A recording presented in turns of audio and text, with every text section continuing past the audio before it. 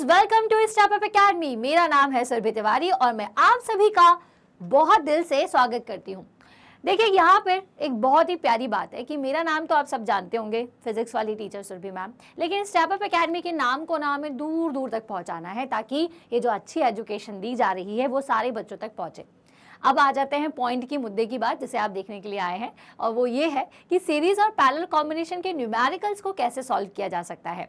तो चलिए फटाफट से देखेंगे सीरीज और पैरेलल कॉम्बिनेशन क्या होता है। हमने आपको लास्ट वीडियो में समझाया था कि बच्चों, अगर जो रजिस्टर्स हैं वो इस तरह से कनेक्टेड है, मैंने अपने ऊपर ही बना दिया, देखो, तो अगर इस तरह से कनेक्टेड है तो they are said to be in series combination, और अगर इस तरह से कनेक्टेड है कि उनके दोनों एंड एक दूसरे से किसी एक पॉइंट से, किसी कॉमन पॉइंट से कनेक्टेड हो, तो they are said to be in parallel combination. अब इनको सॉल्व कैसे किया जाता है? तो हम इनको जोड़ करके एक बना सकते हैं, लेकिन ऐसे ही नहीं जोड़ा जा सकता। सीरीज में अगर कोई रजिस्टर्स हैं तो उन्हें आप directly R1 plus R2 plus R3 कर देंगे तो ये आपका टोटल रेजिस्टेंस हो जाएगा। लेकिन अगर इस तरह से रजिस्टर्स कनेक्टेड हैं तो इन्हें कैसे सॉल्व किया जाए? तो इन्हें सॉल्व करने का भी बहुत आसान तरीका है। इन तीनों की जगह उठा करके मैं सिर्फ एक रजिस्टर रख सकती हूँ जिसका नाम हो जाएगा 1/R। मान लीजिए अगर ये R1, ये R2 और ये R3 है तो 1/R1 plus 1/R2 plus 1/R3। ठीक है, तो इस तरह से इन तीन की जगह में एक रजिस्टर लगा सकती हूँ और ऐसे पैरेलल कॉम्बिनेशन को सॉल्व कर सकती हूँ। अब ये तो मुझे ठीक है, समझ में आ गया, लेकिन न्यूमेरिकल का क्या मैम? जब न्यूमेरिकल में इस तरह का सर्किट दिया जाएगा तो मैं इसे कैसे सॉल्व करूं? तो चलिए करते हैं, मजे से करेंगे, देखेंगे। तो देखो, सबसे पहला है कि study the given circuit diagram and answer the questions given below. अब यहाँ पे कुछ क्वेश्चंस दिए हुए हैं, उनको आपको सॉल्व करना है। अब सबसे पहले तो इस सर्किट को ध्यान से देखो, बहुत ध्यान से देखना है। तो यहाँ पे अगर आप ध्यान से देखोगे तो आपको ए लिखा हुआ है। इस ए को देख के बिल्कुल घबराने की बात नहीं है। ए होता है आपका एमीटर, जो कि करंट की रीडिंग लेने के लिए यूज किया गया होगा इस सर्किट में। और साथ में यहाँ पे 4 ओम का एक रजिस्टर लगा हुआ है और 8 ओम के 2 रजिस्टर्स लगे हुए हैं और एक बैटरी लगी हुई है और साथ में की लगी हुई है। अब अगर ऐसा कुछ डायग्राम दिया जाए तो उसको देखने के बाद आपको कुछ टेंशन लेना नहीं है। सिंपल आप ये मान के चलिए कि ये दोनों यहाँ है ही नहीं, ये तीनों यहाँ है ही नहीं। हमें सिर्फ इन 3-4 चीज़ों से मतलब है, और वो 3-4 चीज़ें कौन कौन सी होती हैं? Voltage, current, resistance. 3 भी नहीं, 4 भी नहीं, 3 ही है। ठीक है, तो इन 3 चीज़ों से आपको मतलब होना चाहिए। और इसको कैसे सॉल्व करते हैं तो चलो फटाफट से देखते हैं कि क्वेश्चन उन्होंने क्या पूछा है। So effective resistance of 2 8 ohm resistors in the combination. क्या पूछा उन्होंने? Effective resistance of 2 8 ohm resistors. Effective resistance बोले या फिर अगर आपसे बोला जाए टोटल रेजिस्टेंस, क्या बोला जाए? टोटल रेजिस्टेंस क्या होगा 2 8 ओम रजिस्टर का? या फिर आपको सिंपल इतना बोलना है कि भाई ये जो 2 8 ओम के रजिस्टर्स हैं इनको जोड़ करके एक बना दो, है ना? तो ये आपको यहाँ पर करना है, तो वो बताना है। अब चलो पहले तो हम ढूंढेंगे कि 2 8 ओम के रजिस्टर्स कौन कौन से हैं। तो एक ये रहा और एक ये रहा। अब अगर इसको ध्यान से देखोगे तो आप ये पाओगे, देखोगे तो पाओगे कि ये यहाँ से दोनों, इनका ये वाला हाथ, इसका ये वाला हाथ, ये एक कॉमन पॉइंट इस तरह से कनेक्टेड है, कॉमन पॉइंट से कनेक्टेड है। और जब भी भाई 2 लोग ऐसे पकड़े हैं एक दूसरे का हाथ, एक हिस्सा, एक हाथ उनका एक साथ कनेक्टेड है, तो वो पैरेलल में कहलाते हैं। तो देखो, इनका ये वाला हाथ यहाँ से जुड़ा हुआ है और ये वाला हाथ यहाँ से, तो मतलब ये पैरेलल में है। देखो, इतना लंबा चौड़ा इसलिए समझा रही हूँ, कई बच्चे सोच रहे होंगे सीधे सीधा तो दिख रहा है, इतना क्या लंबा चौड़ा समझा रहे हैं। समझाना पड़ता है, किसी किसी को नहीं पता है तो उसको बताना पड़ता है। तो ये देखो, यहाँ पे ये दोनों पैरेलल में है और इनका पैरेलल कॉम्बिनेशन को सॉल्व अगर मैं कर दूँ तो ये सर्किट कैसा हो जाएगा? कुछ इस तरह से। मैं ये एमीटर नहीं बना रही हूँ। अगर ये दोनों पैरेलल में है तो इनकी जगह में एक रजिस्टर को लगा सकती हूँ और ये रहा मेरा वोल्टेज। अब अगर बीच में लगाना है तो ये हो गई आपकी की, और ये आपका एक एमीटर और ये दूसरा एमीटर। ठीक है, जिससे कोई मुझे ज़्यादा लेना देना है नहीं। अब यहाँ पे 8 ओम और 8 ओम के मुझे 2 रजिस्टर्स दिखाई दे रहे हैं और इन्हें मैं कुछ इस तरह से सॉल्व कर सकती हूँ।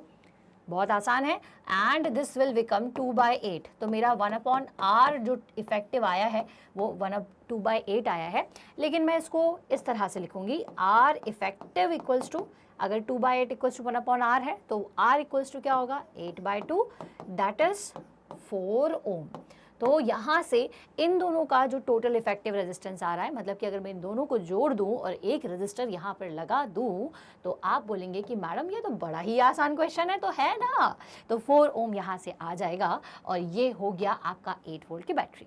तो आपसे पहले क्वेश्चन में यही पूछा था, क्या पूछा था कि इफेक्टिव रेजिस्टेंस क्या है, तो answer will be a 4 ohm. Clear है, काफी आसान, बहुत मजेदार। आगे बढ़ेंगे, नेक्स्ट क्वेश्चन पे चलेंगे। Current flowing through 4 ohm register. अब देखिए यहाँ पे 4 ओम रजिस्टर से कितना करंट जा रहा है ये हमें बताना है। अब इसे निकालने के लिए तो सबसे पहले मुझे क्या करना पड़ेगा, ये मुझे थोड़ा सा चेक करना पड़ेगा। मुझे ये देखना होगा कि आगे जो रजिस्टर्स हैं क्या वो इसके साथ सीरीज में है या पैरेलल में है, थोड़ा सा हमें ये देखना पड़ेगा। क्यों देखना पड़ेगा, क्योंकि यहाँ देखिए क्या है कि आपको 4 ओम के अक्रॉस करंट निकालना है। कौन सा करंट निकालना है, जो इससे जा रहा है, ठीक है। अब इस सर्किट को अगर आप फिर से रीड्रॉ करोगे तो अब ये सर्किट कैसा बचा है, ऐसा बचा है, ठीक है। मतलब कि 4 ओम और ये हो गया आपका 4 ओम, ठीक है, और ये हो गया V, ठीक है, जिसकी वैल्यू आपको दी है 8 वोल्ट। अब अगर मुझे करंट निकालना है तो मुझे क्या करना पड़ेगा, V/R करना पड़ेगा, ठीक है। तो अब देखो यहाँ से V/R कैसे करूँ मैं, मुझे ये 4 ओम का रजिस्टर दिया हुआ है और यहाँ पर वोल्टेज दिया हुआ है, 8 वोल्ट दिया हुआ है, लेकिन ये जो रजिस्टर है इसके साथ में जुड़ा हुआ है, तो सिर्फ इसका कैसे आप करंट निकालोगे। तो देखो ये कैसे है, ये दोनों आपस में सीरीज में कनेक्टेड है। तो सीरीज में कनेक्टेड है मतलब कि दोनों में से एक ही करंट जाएगा, क्योंकि हमने पहले पढ़ा हुआ है कि सीरीज कॉम्बिनेशन में जो करंट फ्लो करता है वो सेम करता है। मतलब कि टोटल मुझे यहाँ का रेजिस्टेंस निकालना पड़ेगा। अब टोटल रेजिस्टेंस क्या हो जाएगा बच्चों, तो R इक्वल्स टू कितना हो जाएगा, ये 8 ओम हो जाएगा, ठीक है। और V की वैल्यू ऑलरेडी 8 ओम दी हुई है, तो V इक्वल्स टू क्या होगा, 8/8, दैट इज 1 एम्पियर का जो करंट है वो यहाँ पर फ्लो करेगा।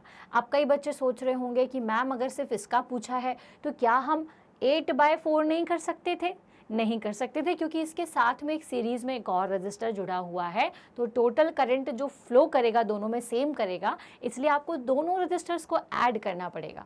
अगर पैरेलल में होता तो हम फिर भी निकाल लेते, है ना। और दूसरी बात, हम इसलिए नहीं निकाल पाए क्योंकि यहाँ पर वोल्टेज जो है वो डिवाइड हो जाएगा, क्योंकि यहाँ पर दोनों रजिस्टर्स जो हैं ये सीरीज में कनेक्टेड हैं, तो यहाँ पे कुछ और वोल्टेज है और यहाँ पे कुछ और वोल्टेज है, ठीक है।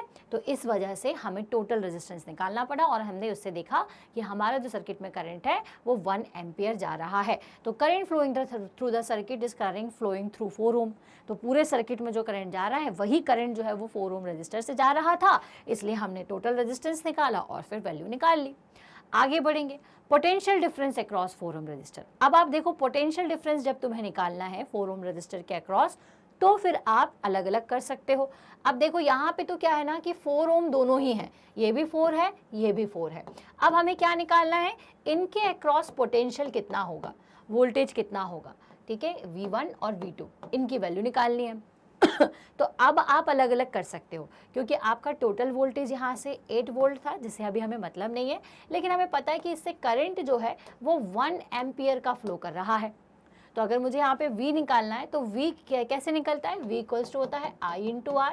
अब यहाँ पे I क्या है, 1 एम्पियर, और R क्या है, क्या मैं बाहर थी फ्रेम से, चलो ठीक है, मैं यही हुआ ना, और R क्या है, 4 है, तो 1 इंटू 4 कितना हो जाएगा, 4 वोल्ट हो जाएगा, ठीक है। तो voltage drop across 4 ohm resistor will be V1 equals to 4, ठीक है।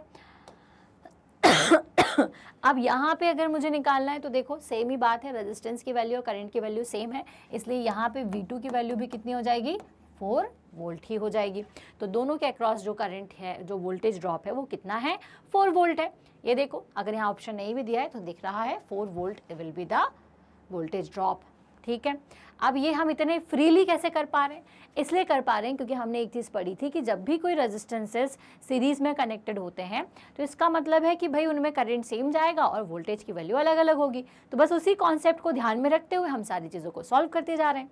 अब आगे बढ़ेंगे, power dissipated in 4 ohm resistor. अभी पावर का डिसिपेशन कितना होगा, कितनी पावर को ये यूज़ करेगा। अब देखो पावर को निकालने के लिए I² R ही आपको करना है, ठीक है। तो पावर इक्वल्स टू 4 ओम के अक्रॉस निकालनी है, तो I² R हम इसलिए करते हैं क्योंकि हीट के फॉर्म में पावर डिसिपेट हो रही है, वहाँ पे जो वोल्टेज ड्रॉप हुआ है वो वोल्टेज की खपत कैसे हो रही है, तो पावर जो है वहाँ पे कंजम्पशन हो रहा है और डिसिपेट हो रही है वो हीट के फॉर्म में, और हीट के फॉर्म में हम पावर को लिखते हैं तो I² R लिखते हैं। तो I की वैल्यू है 1 और R की वैल्यू है 4, तो आपकी जो पावर डिसिपेशन है वो भी कितना आएगा, 4 वॉट आएगा, ठीक है। या फिर आप दूसरा फॉर्मूला भी लगा सकते हैं, तो कितना होता है, P equals to V into I होता है। अब V कितना है आपका, पावर अक्रॉस 4 ओम निकालनी थी, तो 4 into 1 that means 4 watt. Clear है? चलिए, तो ये हो गया। अब आ जाते हैं नेक्स्ट क्वेश्चन। तो ये वाला क्वेश्चन आई होप समझ में आ गया है या नहीं आया है, बता देना अभी अभी तुरंत कमेंट पे भी बता सकते हो, कोई टेंशन नहीं है। आगे आते हैं और देखेंगे कि an electric lamp of resistance 20 ohm and a conductor of resistance 4 ohm are connected to 6 volt battery as shown in the figure. अब भाई देखो यहाँ पे दो आपके रेजिस्टेंसेज हैं। आप बोलेंगे कि मैम डायग्राम में तो एक ही दिख रहा है, लेकिन यहाँ पर एक इलेक्ट्रिक लैंप लगाया हुआ है जिसका रेजिस्टेंस, इंटरनल रेजिस्टेंस है 20 ओम। ठीक है, अगर ये 20 ओम रेजिस्टेंस है तो भाई ठीक है, हमें ये 20 ओम को भी कंसिडर करना पड़ेगा। ठीक है, तो 20 ओम और एक तरीके से यहाँ पे बल्ब आपको सीरीज में दिख रहा है, लेकिन आप इसे क्या समझ सकते हो कि ये दो रेजिस्टेंसेस लगे हुए हैं। ठीक है, इस तरह से आप देखो, सबसे सिंपल डायग्राम बना करके सॉल्व कर लिया करिए। ये हो गया 4 ओम और यहाँ से ये 20 ओम। अब क्या बोल रहे हैं वो आपसे, टोटल रेजिस्टेंस निकालिए। तो बहुत ईजी है, टोटल रेजिस्टेंस क्या होता है, टोटल रेजिस्टेंस मतलब कि सर्किट में जितने भी रेजिस्टेंसेस लगे हुए हैं, ठीक है, उन सब का आपको क्या करना होगा, सम करना होगा। तो वो कितना हो जाएगा, 4 + 20। अब मैंने 4 + 20 डायरेक्ट क्यों कर दिया, क्योंकि ये दोनों आपस में कैसे हैं, they are in series combination. ठीक है, तो सीरीज में करने के लिए हमें क्या करना होता है, डायरेक्टली ऐड करना होता है। तो आ जाएगा हमारे पास answer 24 ohm. Simple is that. ठीक है, तो 24 ओम का टोटल रेजिस्टेंस है। आगे बढ़ेंगे, the current through the circuit. अब सर्किट से करंट कितना जा रहा है, अब देखो टोटल रेजिस्टेंस मुझे पता चल गया है कितना है, 24 ओम। और दूसरी चीज मुझे क्या पता चली है कि वोल्टेज की जो वैल्यू है वो है 6 वोल्ट। अब मुझे टोटल करंट निकालना है, तो करंट की इक्वल्स टू क्या होता है, I इक्वल्स टू V/R होता है। ठीक है, तो वोल्टेज है आपका 6 डिवाइडेड बाय 24, तो ये आपकी I की वैल्यू आ जाएगी, तो 1/4, और इसको आप करेंगे तो पॉइंट में समथिंग कुछ आंसर आपका आ जाएगा। ठीक है ना। चलिए, अब है the potential difference across the electric lamp and the conductor. अब आपको दो चीज़ें पूछी है कि भाई ये जो इलेक्ट्रिक लैंप है और ये जो कंडक्टर है, इनके अक्रॉस पोटेंशियल डिफरेंस आपको निकालना है। अब देखो मुझे पता है कि इसका रेजिस्टेंस है 20 ओम और सर्किट से करंट कितना फ्लो हो रहा है, 1/4 फ्लो हो रहा है। तो और ये दोनों सीरीज में, इसका मतलब कि यहाँ से भी 1/4 एम्पियर करंट जाएगा, यहाँ से भी 1/4 एम्पियर करंट जाएगा। अब इसके अक्रॉस अगर मुझे पोटेंशियल डिफरेंस निकालना है तो कैसे निकालेंगे, तो ये हो जाएगा आपका रेजिस्टेंस पता है, तो V इक्वल्स टू होता है I इंटू R। ठीक है, तो I की वैल्यू है 1/4 और V की वैल्यू कितनी है 4, तो कितना आपका पोटेंशियल ड्रॉप हो रहा है, 1 वोल्ट। तो यहाँ पे पोटेंशियल ड्रॉप की वैल्यू कितनी है, 1 वोल्ट है। आगे बढ़ेंगे, यहाँ पे देखेंगे तो यहाँ पे रेजिस्टेंस मेरा 20 था और करंट की वैल्यू तो 1/4 ही है, और V निकालना है तो I इंटू R करना है, मतलब 1/4 इंटू 20 कर दो, कितना आएगा, 5 एम्पियर, 5 वोल्ट। तो यहाँ पर कितना हो गया, plus minus V equals to 5 volt. तो 5 वोल्ट का वोल्टेज ड्रॉप यहाँ पर हो रहा है, यहाँ पर 1 वोल्ट, यहाँ पे 5 वोल्ट। आगे क्या पूछा है ये भी देख लेते हैं। Power of the lamp, power निकालनी है हमें, P की वैल्यू निकालनी है, तो P equals to V into I. तो V की वैल्यू कितनी है, 5 है, और I कितना है, 1/4 है। ठीक है, तो कितनी वैल्यू आएगी आपके पास, 1 पॉइंट समथिंग कुछ वैल्यू आएगी। ठीक है, तो चलिए सारे आंसर्स हमने निकाल लिए, 1 बाय 1 देख लेते हैं। हमारा टोटल रेजिस्टेंस 24 था, बिल्कुल 24 है। उसके बाद पावर निकालनी थी, तो भाई हमने करंट को सॉल्व नहीं किया, हमने 1/4 लिखा जो कि 0.25 होगा, तो ये 0.25। इसके बाद इलेक्ट्रिक लैंप के अक्रॉस वोल्टेज ड्रॉप निकाला हमने, और उसके बाद हमें पावर निकालनी है। तो पावर निकालने के लिए बस मैंने वो आपको दिखाया नहीं, मैं बता देती हूँ कि अगर लैंप के अक्रॉस मुझे पावर निकालनी है तो मुझे क्या पता होना चाहिए, V इंटू आई। तो I तो मुझे पता है कि 1/4 है, और V कितना है आपका 5 है। तो लैंप के अक्रॉस जो पावर होगी वो क्या होगी, बताइए ज़रा फटाफट से, कैसे बताएंगे। तो पावर की वैल्यू हो जाएगी 5, और साथ में हमें ये रेजिस्टेंस को भी लेना पड़ेगा, तो आपका वैल्यू आ जाएगी कितनी, 1/25। ठीक है, तो यहाँ से ये हमारा क्वेश्चन सॉल्व हो गया।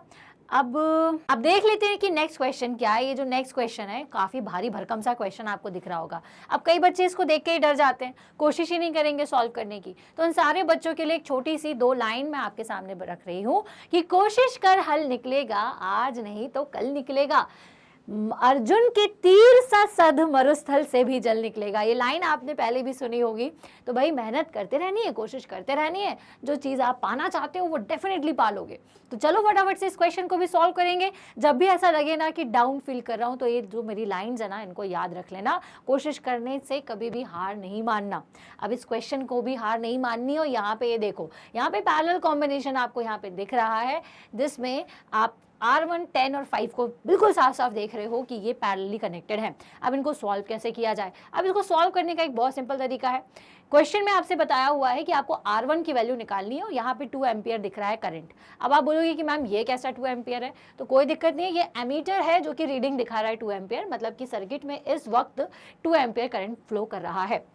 अब मुझे R1 की वैल्यू निकालनी है, तो सबसे पहले मैं क्या करूंगी? तो स्टेप 1 हमारी होना चाहिए कि मुझे टोटल रेजिस्टेंस निकाल लेना है। क्या निकालना है बच्चों? टोटल रेजिस्टेंस निकालना है, मतलब कि इस पूरे सर्किट में जो भी टोटल रेजिस्टेंस की वैल्यू उसे आपको कैलकुलेट कर देनी है। अब ये टोटल रेजिस्टेंस क्या होगा? तो this will be R effective equals to, अब देखो यहां से चलेंगे तो ये तीनों पैरेलल में है, तो हम इनको पैरेलली जोड़ दें। 1/5 प्लस 1/10 प्लस 1/R1। अब ये तीनों के तीनों, ये दोनों रेजिस्टर्स के साथ में कैसे कनेक्टेड है? सीरीज में, क्योंकि अगर इन तीनों को मैं जोड़ूंगी, इसको आप जोड़ोगे तो एक रजिस्टर आपको यहाँ से मिलेगा और ये इन दोनों के साथ में सीरीज में होगा। तो मैं इनको डायरेक्टली सीरीज में कनेक्ट कर देती हूँ। तो कितना होगा? +6 + 6। क्लियर है? अब यहाँ से टोटल इफेक्टिव रेजिस्टेंस कितना हो जाएगा? अगर मैं इस हिसाब से देखूँ तो इसको और सॉल्व कर लेते हैं। ये होगा 12 प्लस 1/5, ये 10, इसको सॉल्व कर ही लेते हैं हम, इसका टाइम इतना लगाना क्यों। ये हो जाएगा 2 + 1 दैट इज 12 प्लस 3/10। ठीक है, और सॉल्व कर लेंगे। ये हो जाएगा ये हो जाएगा +1/R1। ठीक है, और सॉल्व कर लेते हैं। तो ये होगा 10 और ये हो जाएगा 120 प्लस 3 प्लस 1/R1। तो भैया ये हमारा टोटल रेजिस्टेंस आ गया है। अब बात होती है कि भाई बच्चों अब इसके R1 की वैल्यू कैसे निकाली जाए? तो भैया ओम जी को मत भूलिए, ओम्स लॉ, ओम का नियम क्या कहता है? V = IR। अब यहाँ पे I की वैल्यू क्या है? तो ये सर्किट में 2 एम्पियर करंट बह रहा है, ये उठा के लिख दो। 30 क्या है आपका? वोल्टेज है, तो 30 = 2 × R। तो R कितना है बच्चों? 120 प्लस 3 डिवाइडेड बाय 10। ठीक है, प्लस 1/R1। ठीक है, अब ये 2 को मैं अंदर मल्टीप्लाई कर दूँ तो हो जाएगा 120। ठीक है, 123 × 2, ठीक है, डिवाइडेड बाय 10 प्लस 2/R1। अब ये 123 कैसे मैंने इसको जोड़ दिया है, तो ये हो जाएगा, इसको और सॉल्व कर लेते हैं। तो दिस विल बिकम 30 और ये हो जाएगा 3 × 2 = 6, 2 × 2 = 4, 2 1s and 10। ठीक है, तो कितनी वैल्यू आ जाएगी यहाँ से अपने पास? अभी तो कोई वैल्यू नहीं आई है, तो ये हो जाएगा 2/R1। ठीक है, अब नोन वैल्यूज़ को एक साइड कर लेते हैं, नोन वैल्यूज़ को एक साइड कर लेते हैं। तो बच्चों ये यहाँ पर प्लस में था, वहाँ जाएगा तो माइनस में हो जाएगा। तो मैं इसे यहाँ सॉल्व कर रही हूँ, आई होप आप मुझे कंजूस ना माने। ठीक है, ये हो जाएगा -246 डिवाइडेड बाय 10। ठीक है, equals to 2/R1। I hope आपको यहाँ नज़र आ रहा है। इसको सॉल्व करेंगे, ये हो जाएगा 300 - 246 डिवाइडेड बाय 10 और ये होगा 1/R1। ये 2 को मैंने यहाँ पे नीचे भेज दिया है, तो ये इसको माइनस करेंगे तो 300 - 246 करिए बच्चों, कितना होगा? 10 -6 करेंगे तो 4 आएगा, 9 - 4 करेंगे तो 5 आएगा, तो 54 यहाँ से आपके पास सामने बिल्कुल ताज़ा 54/20। इसको सॉल्व कर लेंगे तो कितना आएगा? ये 2.7। ठीक है, तो 1/R1 की जो वैल्यू है वो ये यहाँ से 2.7 जो है 1/R1 आ रहा है। तो R1 इक्वल्स टू क्या हो जाएगा? R1 इक्वल्स टू होगा 1/2.7 या फिर 10/27 भी आप इसे बोल सकते हो। ठीक है, तो इस तरह से R1 की वैल्यू हमें कैलकुलेट करनी थी। अब देखते हैं हम कितने सही है कितने गलत। हम वैसे तो सही ही होते हैं, ठीक है।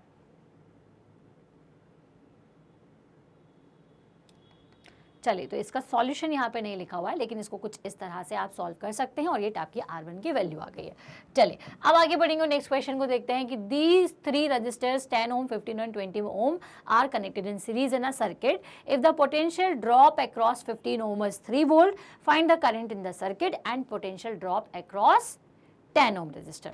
अब देखो, इसमें कोई डायग्राम नहीं दिया है तो बहुत कोई बात नहीं, हम डायग्राम खुद बना लेंगे। हमें एक चीज पता है कि ये जो तीनों रजिस्टर्स हैं ये कैसे कनेक्टेड हैं, आपस में सीरीज में कनेक्टेड है। तो ये देखो, ये एक रजिस्टर हो गया, ये दूसरा रजिस्टर और ये तीसरा रजिस्टर, तीनों रजिस्टर को सीरीज में कनेक्ट कर दो तो ये हो गया 10 + 15 + 20, ठीक है।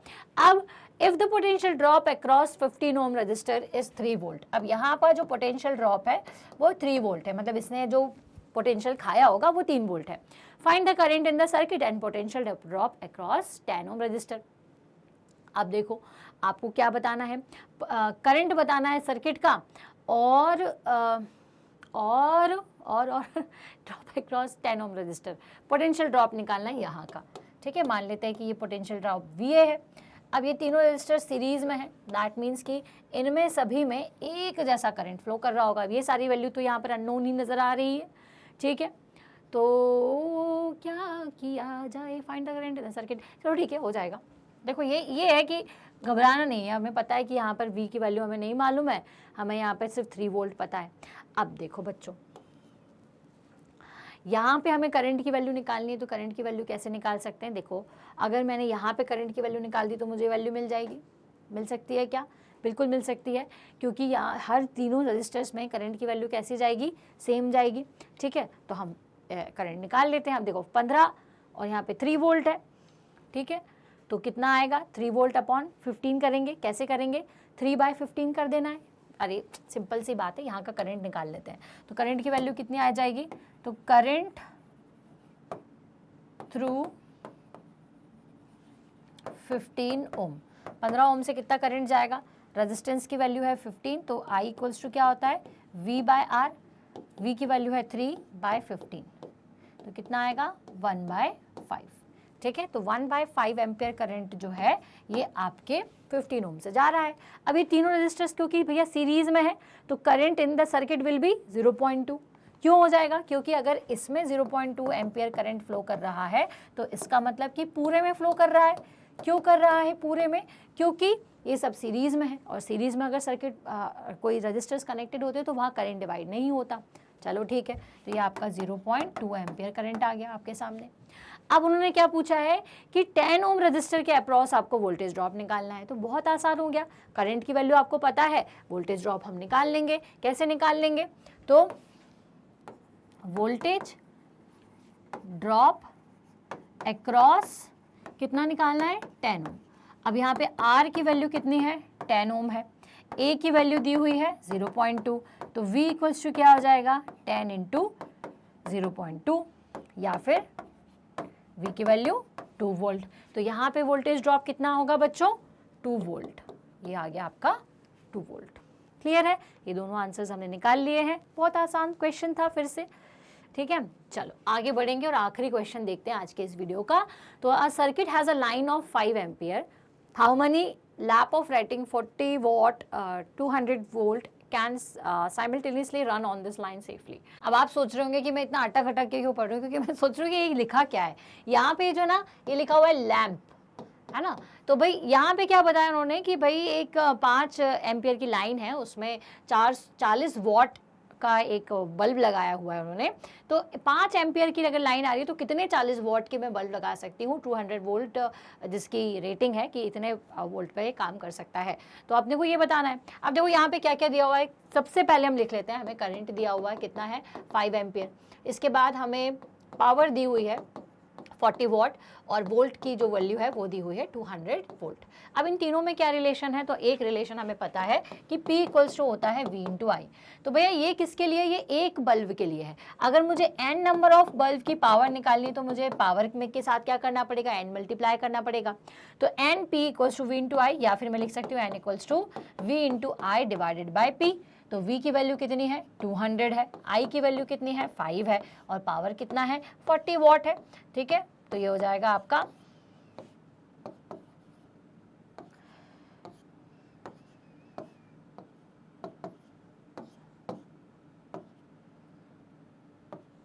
कितने बल्ब चाहिए आपको, इतने 25।